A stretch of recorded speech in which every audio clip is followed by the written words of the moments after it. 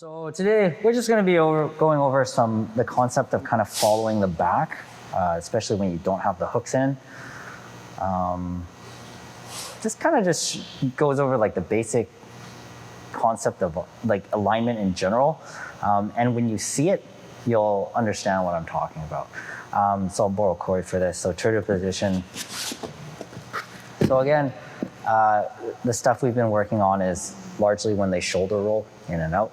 And we've been starting from this kind of position, right? The chest to back with the seatbelt grip established, right? So just to review, this foot prevents him from shoulder rolling this way, right? So most commonly, if you're in this kind of position, the shoulder roll or like sit in this way is gonna be what they're gonna go for, right? Depending on, this could happen because you are not as diligent and he traps this arm and he rolls you. Or it could also happen because you're choosing to play a style of seatbelt where it's not centered and you're hiding your attacking hand. People, like that's the point of pulling this back. It has to give, right? If you want to keep this one safe, you pull it back, vice versa, right? Either way, it is going to be initiated from a position where I'm getting rolled with him, right? So again, if I'm attached to him, or the timing, could whatever. The scenario we're going on is he's gonna shoulder roll on this side and he's gonna take me with him. So he rolls, right? And I go with him, right?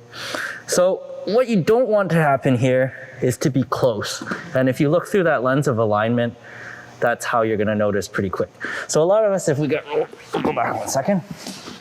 So roll me and get your arm across my hip like you're trying to kind of like do like a dummy roll type thing, right? So if I go like this and he traps my arm, he rolls me, and this arm clears my hip, like this is the worst kind of configuration you can see because alignment wise, I have squat right now and he can pretty much just hip back and he has access to the lever of my elbow, right? All opened up and he can mount, or he's already in kind of like a reverse scarf hold or reverse blade side control, but he can easily just push my legs over and mount from this position, right? So I'm sure most of us have seen this. Probably most of us have experienced this at some point. We get reversed, right? Usually, especially for bigger guys, they'll just grab you and do, depending on the angle of the shoulder roll he does, they'll flop you over. But you guys can all see, I'll do it one more time. We can do like a quick score check to be like, what's the score looking like, right? So I'm here, he grabs me, he rolls over, we go, right? So if you look at the score, how's his base, right? Pretty good, because he can hit right back, open up, right? His alignment's not too bad, nothing's too terrible. He's not too twisted up, right? So for me, my ability to drive this like this way, or kind of maybe up this way. The biggest structure thing I have here is my elbow is kind of open right now. And if he uses that hip to back up, like that, like this sucks, right? Posture wise, I'm okay. So I'd say it's maybe like 3, if he moves back here, it's 3-1 for sure, right? I have no base. I only kind of have my posture, right? So go scoot back forward again, forward. So if we're like this, all you really need to do is recompose your alignment in the roll so that you're more at a perpendicular angle or ideally wider, right? So one more time.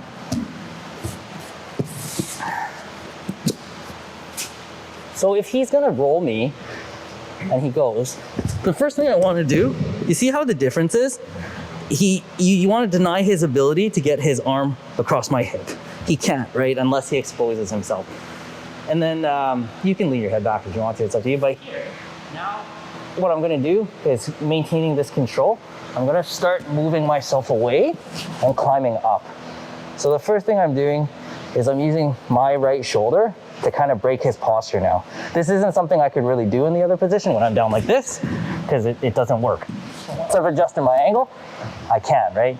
And I'm gonna take my right chin here, or my only chin, on his right shoulder and pin it against my right shoulder. So now, if he wants to turn to his right, he can't, right? If he wants to turn to his left to some degree, he also can.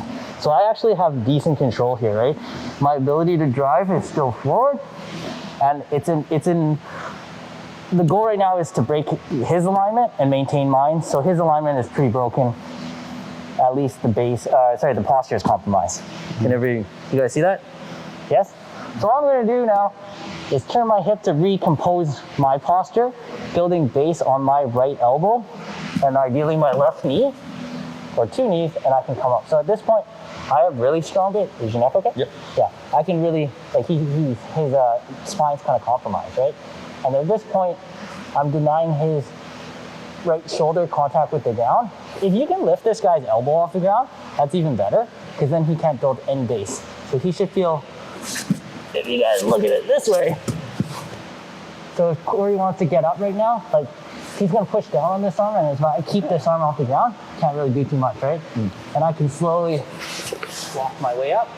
You can throw your hooks in or whatever, you can resit to the chair sit. Most likely what's gonna happen though, is if he's good, he's gonna turn to his right and come to his knees, okay?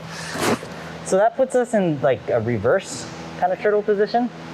So the reason it's reverse is normally when we're attacking turtle, we have this hand over. We'll go over quickly why we do that.